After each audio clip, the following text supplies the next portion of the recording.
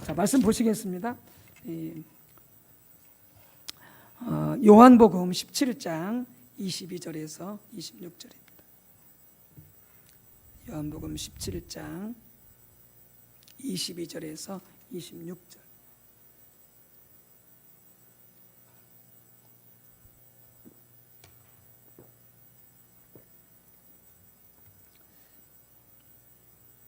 요한복음 17장 22절에서 26절까지 교독하겠습니다. 내게 주신 영광을 내게 그들에게 주었사오니 이는 우리가 하나 된 것 같이 그들도 하나가 되게 하려 함이니이다.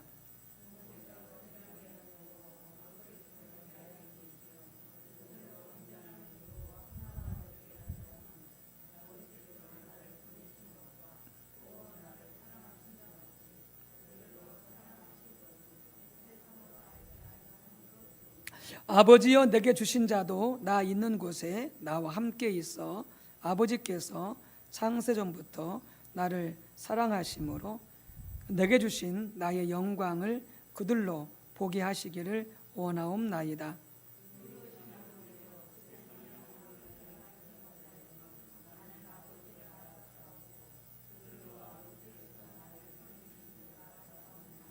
같이 읽습니다. 내가 아버지의 이름을 그들에게 알게 하였고 또 알게 하리니 이는 나를 사랑하신 사랑이 그들 안에 있고 나도 그들 안에 있게 하려 함이니이다. 아멘. 또 마태복음 22장 37절에서 40절입니다. 마태복음 22장 37절에서 40절입니다.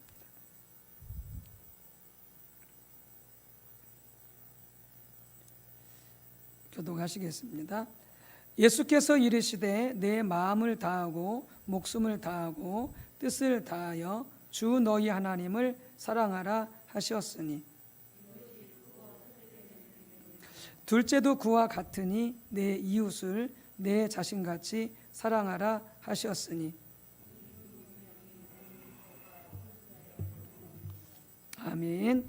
네, 우리 성령님 오셔서 우리 모두에게 말씀을 깨닫는 은혜를 주시도록 또 우리 모두로 하여금 사랑의 하나님을 만날 수 있도록 또 우리 각자에게 말씀하시는 하나님의 음성을 들을 수 있도록 우리 성령님 환영하고 모시도록 하겠습니다. 성령님 환영합니다. 성령님 감사합니다. 성령으로 충만케 하옵소서. 아멘. 실은 오늘 배운 찬양이 처음 부르는 찬양인데 우리 김기 목사님 인도해 주셔서 찬양 좋지요. 성령 찬양이 너무 좋죠. 가사 내용도 그렇고 오늘 말씀하고도 이렇게 관련이 되어지는데 찬양이 너무 좋습니다. 우리 오늘 말씀을 오늘 이제 하나님을 아는 것과 사랑하는 것인데요. 그 말씀을 나누기 전에 지난 시간 말씀 나눴던 거 간단히 살펴보고 말씀을 나누도록 하겠습니다.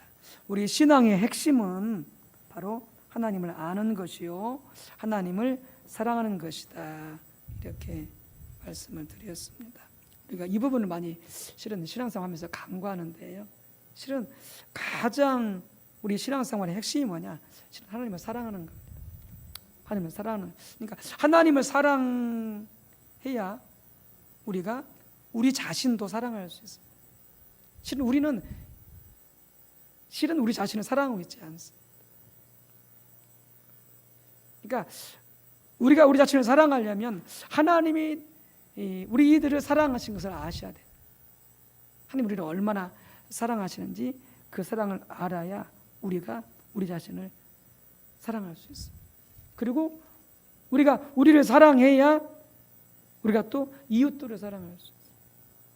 이게 부모님도 남편도 아내도 자식도 흔히 그런 말 하잖아요. 왼수라고. 남편도 왼수고 자식도 마음에 안 들면 자식도 왼수라고 그랬었고 막 다 왼수라고 그러잖아요. 왜냐하면 우리가 사랑하지 않아서 그래요. 사랑하지 않아서. 정말 사랑할 줄 아는다면 그런 말 안 나오죠. 근데 왜 사랑할 줄 모르느냐? 실은 나를 사랑할 줄 몰라서 그래. 또 근본적으로는 하나님을 사랑할 줄 몰라서 그래. 그러니까 하나님이 우리를 사랑하시는 것을, 나를 사랑하시는 것을 알아야 우리가 하나님을 사랑할 수 있고요. 또 그래야 또 나를 사랑할 수 있고, 그 다음에 우리의 이웃들을 사랑할 수 있습니다. 성경에서 말씀하잖아요. 하나님을 사랑하면, 이웃을 사랑하면 어떻게 한다고요? 그는 계명을 다 지킨 자다, 이렇게 말씀하잖아요. 그러니까 하나님의 계명을 지킬 수 있는 것도 우리가 노력해가지고 무슨 계명 한두 개 지켜가지고 절대 지킬 수 없고요. 하나님의 계명을, 말씀을 지킬 수 있는 핵심은 뭐냐? 그것도 하나님을 사랑하는 거예요. 하나님을 사랑하고, 결국은 모든 성경의 계명들이 두 가지잖아요. 하나님 사랑, 이웃 사랑. 그러니까 하나님을 사랑하고 이웃을 사랑해버리면은 이 계명들은 다 지키게 되어지는 거예요. 굳이 무슨 뭐 간음하지 말라, 도둑질하지 말라, 거짓말하지 말라, 뭐 비판하지 말라, 뭐 온갖 계명이 다 있지만은 실은 하나님 사랑하고 이웃 사랑해버리면은 계명들을 그냥 다 지켜버린다라고 하는 것이 성경의 요지이고 하나님 말씀이죠. 그러니까 성경 말씀에서 가장 우선적이고 가장 크고 가장 첫째되는 계명이 뭐냐? 그게 바로 하나님을 사랑하는 거예요. 우리 전 존재로 하나님을 사랑하는 것이다. 그래서 하나님께서는 우리를 창조하셨죠, 사랑으로. 그러니까 하나님과 우리와의 그 사랑을 나눌 가족으로 창조하셨어요. 가족으로 창조하셨어요. 그러니까 실은 이 사랑이 제일 많아질 곳이 어디냐면 실은 가정이에요. 가정이 사랑이 제일 많아야 돼요. 왜냐하면 이 가정이 사회의 가장 작은 단위거든요. 가장 작은 단위. 그러니까 가정이 흔들려 버리면 교회도 흔들려요.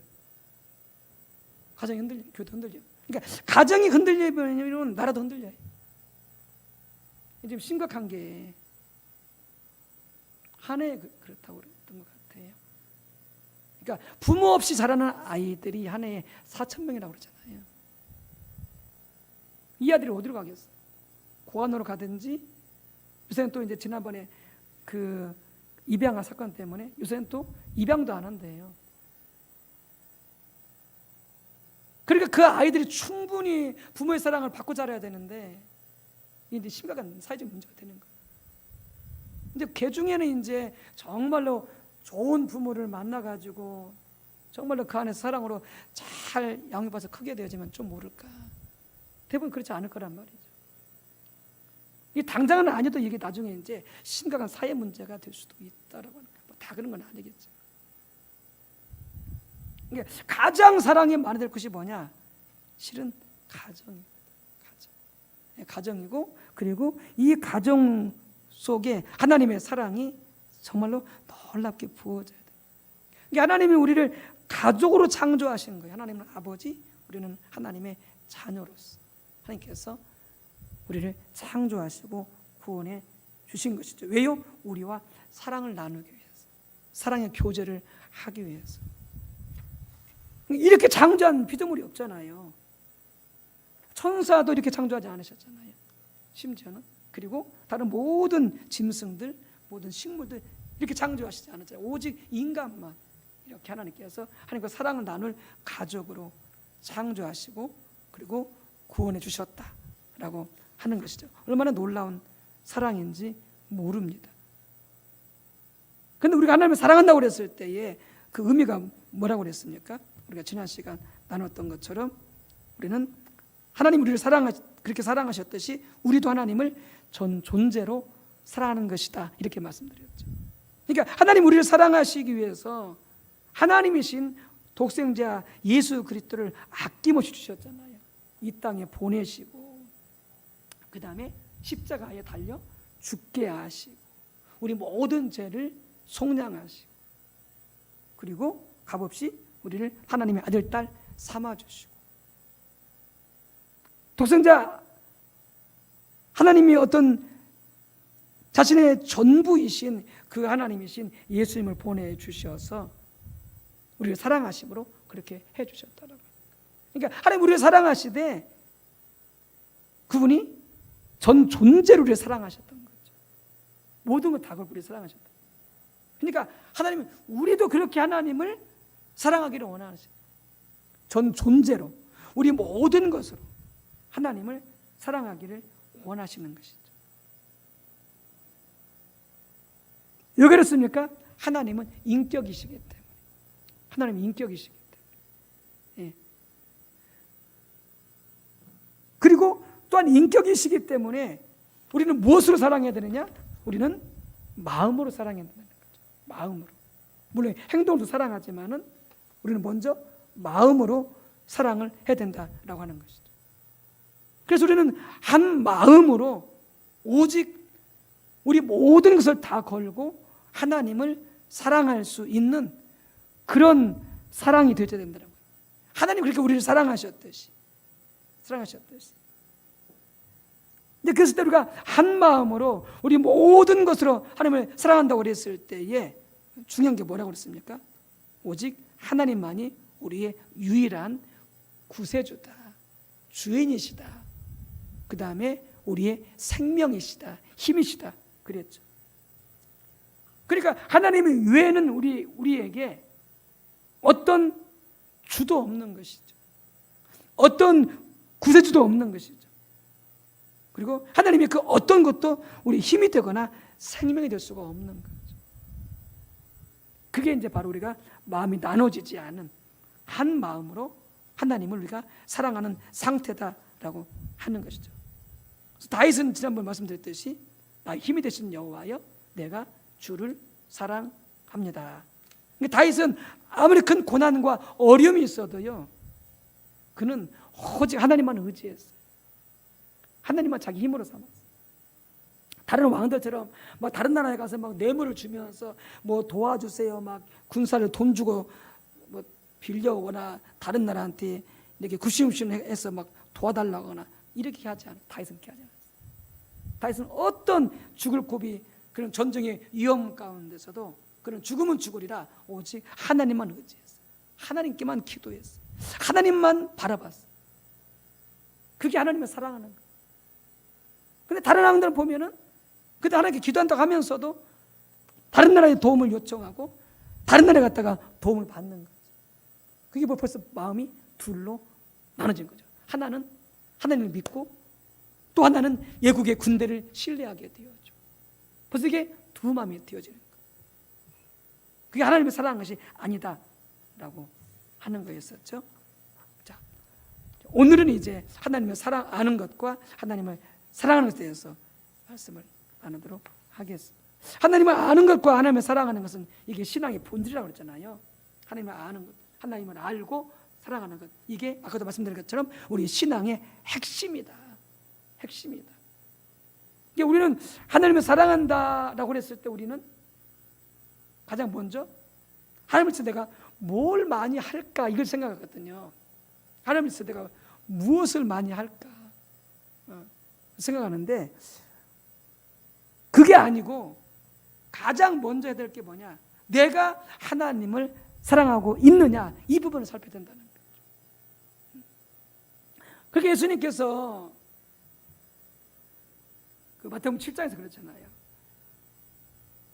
내가 주님의 이름으로 선지자 노릇했고 내가 주님의 이름으로 귀신을 내쫓고 내가 주님의 이름으로 많은 일을 했습니다. 이렇게 얘기했잖아요. 근데 주님 뭐라고 말씀하십니까? 난 너를 모른다 이렇게. 난 너를 모른다. 왜냐하면은 하나님 뜻대로 안 살았다는 거죠. 하나님 뜻대로 안 살았다는 거죠. 그러니까 우리가 천국에 가게 되어지면은 실은 놀라 자빠질 일이 많이 일어나겠다는 거죠. 왜요? 그분은 올 줄 알았는데 안 와 있어요. 근데 전혀 올 것 같지 않은 사람이 와 있어. 이런 일들이 다반사일 거라고 하는 거예요. 왜냐하면 하나님은 외모를 보지 않으시기 때문에, 하나님은 중심을 보시기 때문에. 근본이 뭐냐? 진정으로 우리가 우리 마음속에서 하나님을 알고 하나님을 사랑하고 있느냐, 이 바탕이 되어야 된다고 해요. 이게 신앙의 핵이기 때문에. 이것이 바로 동전의 양면처럼 서로 밀접하게 연결되어 있다. 하는 것이죠. 하나님을 알고 하나님을 사랑하는 것이. 그래서 하나님을 전 존재로 사랑하는 사람들 보게 되어지면은 그들 삶에서 우리가 그런 신앙이 되어져야 되는데 하나님만이 그분의 모든 것이 되었어. 하나님만이 그들의 전부가 되었어. 그러니까 하나님 외에는 다 모든 것을 버릴 수도 있고 포기할 수도 있고 다 내려놓을 수 있고. 그러니까 제자들이 예수님 부르셨을 때에 나를 따르라, 베드로도 그렇고 안드레, 야고보, 요한도 그랬었고, 그들이 고기 잡다가 그 당시 배를 가지고 있었으니까 이야기 들어보면은 그 당시 배를 가지고 있을 정도면은 이 어부들 중에서도 부자래요. 자기 배가 있을 정도면. 지금도 뭐 어촌에는 이 자기 배가 있는 사람들 부자라고 그러잖아요. 도시 사람들보다 엄청 부자라고 그러잖아요. 우리 정부청에서 가끔 그런 얘기 하잖아요. 그 당시에도 이게 배가 있을 정도로면요, 이게 부자였다는 거예요. 베드로도, 야고보, 요한도. 그런데 예수님이 부르시니까, 예수님이 메시아인 걸 알았고, 그 예수님이 나를 따르라, 내 제자가 되라고 불렀을 때에 그 모든 것을 다 버렸어요. 다 내려놓고 주님 따라갔어요. 이게 뭐냐? 바로 하나님 그분을 위해서 모든 것을 내려놓을 수 있는 거예요. 이 상태가 뭐다? 신앙의 진정한 상태다라고 하는 거예요. 예수께서 비유하셨잖아요. 마태복음 13장에 천국은 마치 밭에 감추인 보화와 같으니 사람이 이를 발견한 후 숨겨두고 기뻐하며 돌아가서 자기의 소유를 다 팔아 그 밭을 샀느니라. 그래서 천국은 누구겠어요? 바로 하나님이고 예수님이겠죠. 그 하나님과 예수님이 뭐라고요? 그분이 우리에게 보았다는 거예요. 보화. 가장 귀한 보화. 그러니까 그 보화를 얻기 위해서 하나님과 예수님을 내가 얻기 위해서 어떻게 한다고요? 내 소유를 다 팔아서 어떻게 한다고요? 그걸 산다고요. 산다고. 내 모든 것으로. 그러니까 하나님 그분이 나의 전부가 되어지는 것이죠. 가장 값진 보화와 진주가 되어지는 것이죠. 바로 그 상태가 뭐다? 우리가 전 존재로 하나님을 사랑하고 있는 것이다. 실은 우리가 서로 사랑하는 것도 그게 부부간이든지 부모 자식간이든지 형제간이든지 우리가 성도간이든지 우리가 사랑한다고 그랬을 때 실은 이런 상태가 돼야 된다는 거죠. 정말로 사랑한다면 상대방을 위해서 그 모든 것들을 희생할 줄 아는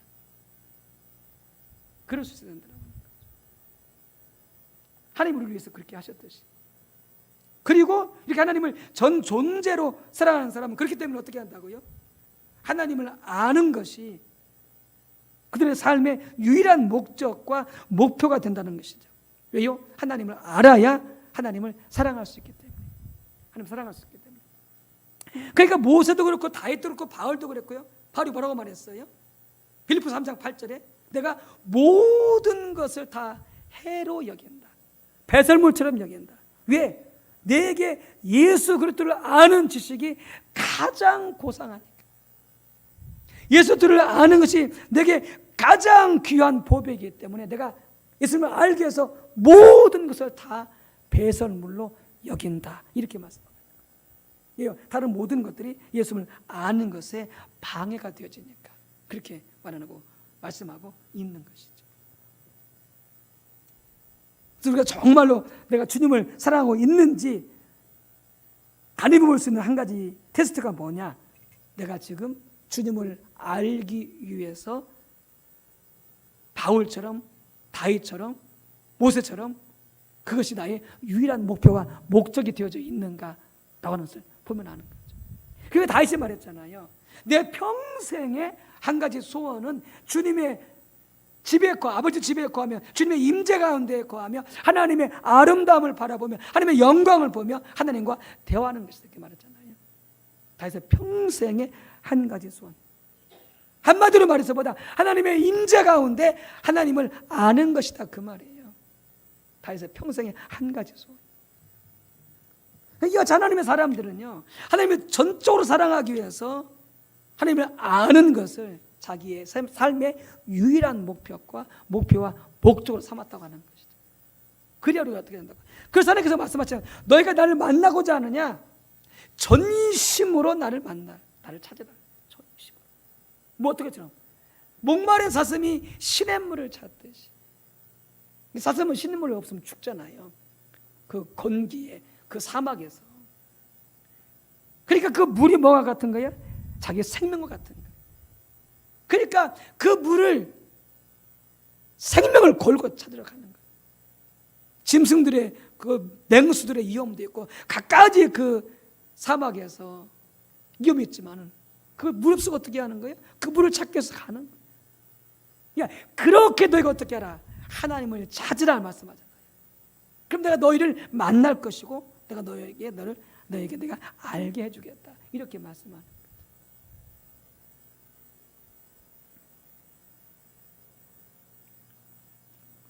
그래서 우리는 하나님을 아는 것만큼 하나님을 사랑할, 이건 뭐 당연한 말이죠. 우리가 사람 사이도 그렇잖아요. 옛날에는 우리 어르신들 결혼할 때까지도 모른다고 하잖아요. 서로 얼굴을 모른다고 하잖아요. 옛날에 결혼하셨을 때 부모가 맺어줘가지고 누가 누군지도 모르고 그냥 결혼할 때까지도 모른다고 하잖아요. 얼굴이 어떻게 생겼는지.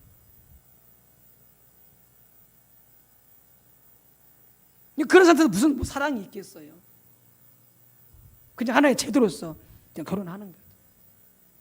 근데 이제 자유주의가 되면서, 자유화되면서, 또 자유롭게 만날 수 있게 되면서 어떻게 해요? 서로 만나보고, 서로 교제하고, 그리고 서로를 알아가면서 어떻게 돼요? 좋아지게 되어지고, 사랑하게 되어져요. 알지 못하는데 사랑할 수 없는 거죠. 하나님도 마찬가지인 거예요. 하나님을 사랑하려면 어떻게 하나님을 알아야 되는 거죠. 그분이 어떤 분이신지, 그분의 성품이 어떤 것인지 알아야 그분을 사랑할 수 있게 되어진다.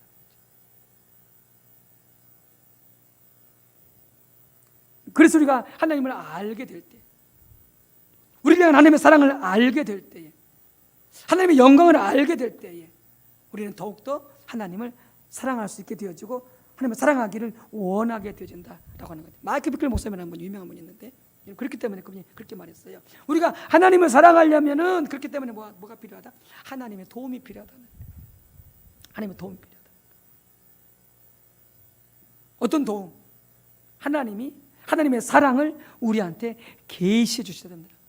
하나님 우리를 얼마나 사랑하시는지, 우리 각자를 얼마나 사랑하시는지 하나님께서 성령으로 우리로 하여금 알게 해 주셔야 우리가 하나님을 사랑할 수 있게 된다는 거죠.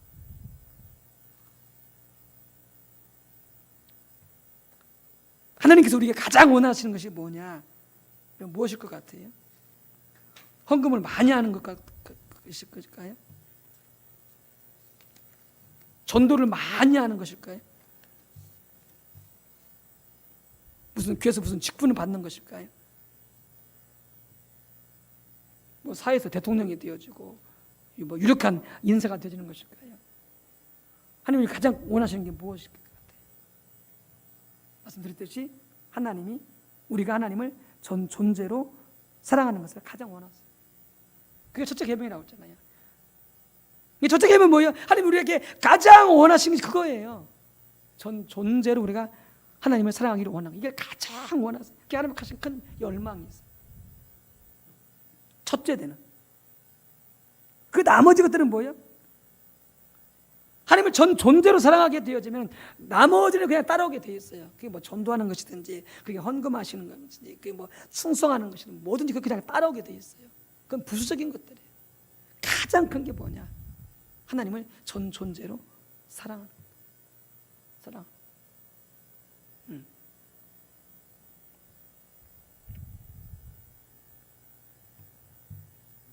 그래서 사무엘이 알바를 하거든요. 편의점에서 밤새 알바를 해요.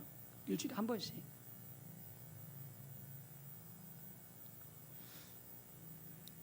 그러면 이제 한 달 하면은 이제 알바 수입이 있죠.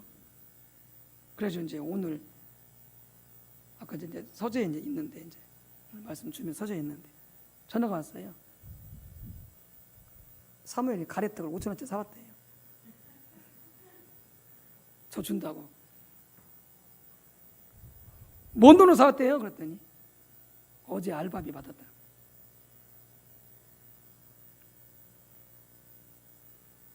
아빠를 생각하는 거죠. 아빠에 대한 그 마음이 있는 거죠. 돈 얼마나 받는다고. 그러니까 사랑하면은 그렇게 뭐든지 이렇게 주고 싶고 뭐 이렇게 하고 싶은 거죠. 뭘 하고 안 하고는 그 다음 문제예요. 가장 중요한 게 뭐냐? 마음으로 사랑할 줄 아는 게 가장 중요하다고 하는 거예요. 가장 중요하다고 하는 거예요. 하나님 그걸 가장 원하시고 가장 원하시고. 그러니까 성령의 가장 큰 역사가 뭐냐? 하나님 우리를 얼마나 사랑하시는지 그 사랑을 계시해 주시는 것이 성령님의 가장 크고도 첫 번째 열망이시고 큰 역사다라고 하는 거예요. 이 막 성령의 능력과 은사를 막 죽은 자를 살려내고, 막 병 고치고 귀신을 내쫓고 막 이런 게 어제 용순 권사님이 어제 전화가 왔어요. 예배 드려달라고 전화가 왔어요. 그래서 김규 목사님하고 둘이 갔다 왔는데 권사님이 자꾸 꿈에서 그렇게 보인대요. 이렇게 시어머니가 자꾸 시어머니 돌아가셨는데, 근데 이제 그 시어머님이 권사님 그 예수 믿게 되었을 때에 어떻게 믿었냐면은 몸이 안 좋아가지고 병원에 갔대요. 병원에 갔더니 의사가 그랬대요. 아주머니는요 교회 가야 될 것 같습니다. 의사가 그랬대요. 의사가 믿는 분이었던 것 같아요. 보니까. 그러니까 이제 권사님이 자기 아프니까 의사 말을 믿은 거예요. 그래가지고 그때부터 교회 나오기 시작했대요. 다니기 시작했대요. 그런데 시어머니가 얼마나 핍박을 하는지, 벨 욕을 다 하고 저주를 쏟아붓고 뭐 교회 갔다 오다가 뭐 어떻게 되라고 막 벨 말을 다 욕을 했었고 막 저주하고 핍박했었고. 근데 이제 그 시어머님의 언니인가가 비군이래요. 절에. 이게 시어머니도 이제 불교 쪽인 거죠. 그래서 이 며느리가 갑자기 교회를 다닌다고 그러니까 막 이 시어머님이 이제 막 화가 났겠죠. 그래가지고 막 얼마나 핍박하고 박해하고 막 저주를 했는지. 근데 그 시어머니가 막 이렇게 보인다는 거예요. 이렇게. 그래서 아까 더러운 귀신들이 얼마나 역사하는지 모른다고. 벌써 와서 기도 좀 해달라고, 예배 좀 드려달라고. 그래서 이제 근데 이제 이게 치유라고 하는 게 단순히 육적인 치유만 있지 않거든요. 그러니까 영적인 치유가 있어야 되고요. 하나님과의 관계 회복, 그다음에 육신의 치유, 그다음에 몸의 치유가 있고요. 그다음에 뭐가 있냐면은 귀신 역사가 있어요. 귀신 역사가 있고, 그다음에 상처가 있고요. 이 네 가지가 연결되어 있어요. 어떤 경우 다 그렇지 않은 경우도 있지만 많은 경우에 이 네 가지가 연결돼. 영의 치유, 그다음에 몸의 육신의 치유, 그다음에 귀신 역사, 그다음에 상처 숨풀이, 이 네 가지 연결되어 있거든요. 그래서 권사님한테 이제 권면하면서, 권사님, 그 시어머님 그때 그렇게 핍박해가지고 박해했을 때 그 시어머님이 섭섭하고 미흡지 않았겠어요? 시어머님 용서했어요? 그래서 이제 했다고 그래요. 그래도 혹시 모르니까 권사님 다시 한번 회개합시다.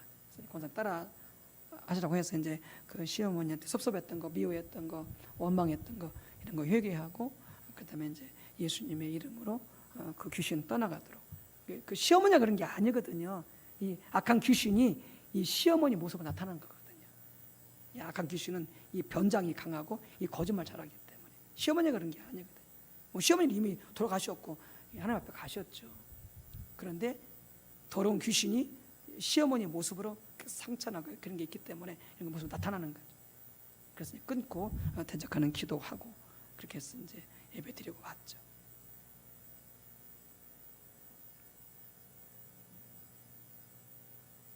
성령의 가장 큰 역사가 뭐냐? 막 정확하게 막 예언하고, 그다음 막 귀신을 내쫓고, 뭐 죽은 자를 살려내고 이런 게 아니고요.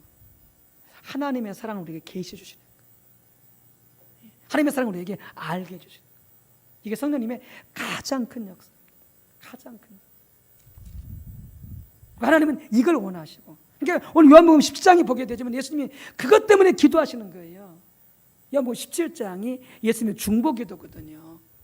예수님 죽음을 앞에 두고 교회를 위해서, 주님의 제자들을 위해서 하시는 중보기도거든요. 오고 오는 세대 가운데. 그러면서 뭐라고 말씀하냐면은 하나님이 나를 사랑하시는 것처럼, 그리고 또 예수님이 우리를 사랑하시는 그 사랑을 알게 해달라고 기도하고 있거든요. 즉 하나님의 사랑을 알게 해달라고 기도하고, 교회가, 우리들이 예수님의 간절한 중보기도가 바로 그것이에요. 그러니까 이 예수님의 기도가 어떻게 드려졌겠어요? 성령의 감동으로 드려졌겠죠. 하나님의 뜻대로 기도했겠죠. 성령의 인도를 따라 기도했겠죠. 그래서 뭘 기도했다고 예수님께서요? 바로 교회가, 하나님의 백성들이 하나님의 사랑을 알게 해달라고 간절히 기도하고 있어요. 이게 하나님의 열망이고, 이게 예수님의 열망이고, 이게 성령님의 열망인 거예요. 우리가 하나님의 사랑을 알기를 원하는 게. 예수님의 재림 전에 그리스도의 신부가 준비된다고 하잖아요. 그리스도의 신부가 교회죠. 교회가 예수 그리스도의 신부로 준비된다고 하잖아요. 요한계시록 19장 7절에. 그러면 신부가 준비된 말이냐, 신부가 준비된단 말이 무슨 말이냐? 교회가 예수님의 신부로서 준비된단 말이 무슨 말이냐? 바로 그것은 예수님만을 열렬히 사랑하는 교회로 세워지는 것을 말합니다. 세워지는 것 말합니다. 그때 어떻게 한다고요? 예수님이 오신다. 신부와 결혼하기 위해서. 그러니까 교회가 열렬하게 예수님만을 사랑하는 그런 교회가 되도록 요한복음 10장에서 예수님께서 그렇게 기도하고 있는 거죠. 기도하고 있는 거죠. 그래서 예수님께서 뭘 말씀하고 있냐? 거기 26절에 내가 아버지의 이름을 그들에게 알게 하였고 또 알게 하리니 이는 나를 사랑하신 사랑이 그들 안에 있고 나도 그들 안에 있게 하려 함이다. 이렇게 말씀하고 있잖아요. 그래서 바로 나를 사랑하신 사랑이 그들 안에 있게 해달라고 하면서 예수님이 뭐라고 말씀하십니까? 내가 그들에게 아버지의 이름을 알게 하겠다고, 아버지를 알게 하겠다고, 아버지의 사랑을 알게 하겠다고, 우리로 하여금. 왜? 그래야 예수님을 사랑하신 그 사랑이 우리 안에 있을 수 있기 때문에. 놀라운 게 뭐냐면요, 하나님이요 우리를 사랑하실 때 얼마큼 사랑하느냐, 하나님이 예수님을 사랑하신 것처럼 하나님이 우리를 사랑하셨다는 거예요. 여기서 고백하는 게 그거예요. 하나님이 나를 사랑하신 사랑이 그들 안에 있고란 말이 그 말이에요.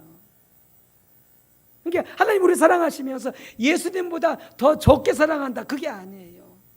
아버지께서 예수님을 사랑하신 것처럼 여러분을 사랑하고 우리 사랑하신다는 거예요. 그 사랑이 교회 가운데, 우리 가운데 부어지도록 예수님 기도하고 있는 거예요. 뭐라고?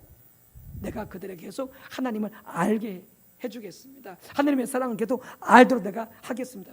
그렇게 기도하고 있는 거죠. 그러니까 사도 바울이 뭐라고 말씀하세요? 로마서 5장 5절에 소망이 우리를 부끄럽게 하지 아니함은 우리에게 주신 성령으로 말미암아 하나님의 사랑이 우리 마음에 부은 바 되면, 이렇게 말씀하셨잖아요. 성령께서 아버지의 사랑을 우리 마음 가운데 부어주셨다. 하나님은 성령을 통해서 하나님의 사랑을 우리 가운데 부어주신다, 이렇게 말씀하고 있는 거죠. 부어주신다. 사도 바울이 에베소 교회에서 기도하죠. 에베소서 1장에. 그래서 뭐라고 말씀하고 있어요? 지혜와 계시의 영으로, 성령으로 하나님을 알게 달라고 기도하고 있고, 그 다음에 에베소서 3장 18절 19절에서 뭐라고 말씀하세요? 성령의 능력으로 하나님의 사랑을 더욱 알게 해달라고 간절히 기도했다, 이렇게 돼서 간절히 기도했다. 거기 보면은 무릎 꿇어 기도했다고 되어 있거든요. 그게 뭐냐? 그게 그 당시 무릎 꿇어서 기도하는 게 간절히 기도하는 그런 자세였다고 그래요. 그러니까 사도 바울이 얼마나 간절히 기도한지 몰라요. 하나님의 사랑을 알게 해달라고. 에베소 교회가. 왜냐하면 에베소 교회는요, 그 당시 그 에베소 지역이 완전히 우상 동네였거든요. 완전히 귀신 사단이 그 점령된 그런 지역이었거든요. 그런데 가운데서 복음이 전파되어 가지고 이제 어린 성도들이 세워졌으니 얼마나 이 사도 바울이 마음이 쓰였겠어요. 그러니까 오직 그들이 지혜와 계시형으로 하나님을 알게 하시고 하나님의 사랑을 성령의 능력으로 알게 해달라고 간절히 기도하는 거예요. 왜요? 그러면 그들이 믿음이 견고하게 세워지고 그들이 승리하는 기회로 쓸 수 있기 때문에 그렇게 사도 바울이 기도를 하게 되어지는 것이죠. 이와 같이 성령께서 지혜와 계시형으로 우리를 하여금 하나님을 더욱, 예수님을 더욱 알게 해주시고 하나님의 사랑을 우리 속에 부어주신 것보다 성령님의 가장 큰 역사이다 라고 하는 것이죠. 그래서 사도 바울이 그렇게 에베소 교회에 성령을 구하고 있는 거죠. 지혜와 계시형을 주셔서 하나님을 알게 해주시고 성령의 능력으로 하나님의 사랑을 부어주셔서 하나님의 사랑을 깨닫게 달라고 간절히 기도하고 있는 거예요. 막연히 기다리고 있지 않다라고 하는 거예요. 어느 때가 되어지면 하나님도 알게 되어지고 예수님도 알게 되고 어느 때가 되어지면 하나님의 사랑이 부어지고 뭐 하겠지 뭐 이렇게 한 게 아니라고 하는 거예요. 막연히 기다린 게 아니라고 하는 거예요. 얼마나 간절히 사모하고 간절히 구했는지 모른다고 하는 거예요. 우리의 신앙생활이 그런다는 거죠. 날마다 정말 최근에 돌아가신 분이 있어요. 나이지리아의 유명한 선지자인데 TV 조슈아라고 참 정말 돈에 정말 깨끗하신 분이더라고요. 정말로 이런 정도예요. 그러니까 보통 이제 미국에서 사역을 하게 되어지면은 이제 큰 이런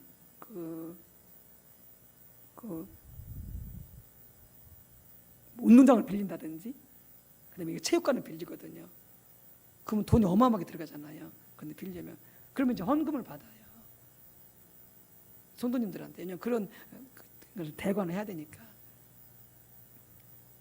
그러면 헌금을 많이 한 사람들은요 맨 앞자리에 앉아. 맨 앞자리에. 그리고 강사가 왔을 때 그분들 위주로 기도를 해줘야 돼. 헌금 많이 한 사람들 위주로 기도를 해줘야 돼. 이분이 나이지리아 분인데 난 그렇게 안 한다. 성령이 인간대로 해야지. 헌금을 많이 했다고 누구는 해주고 누구는 안 해주고 그건 하나님의 방법이 아니라고.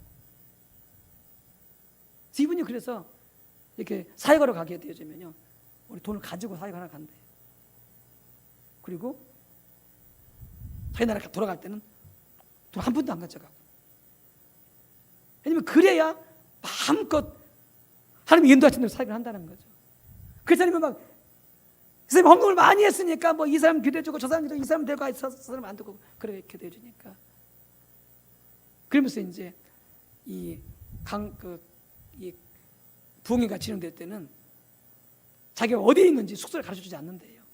사람들이 아예 찾아주지 못하도록 가르쳐주지 않는데 사람들 찾아오니까 가르쳐주지 않는데 몰래 떠나버린대.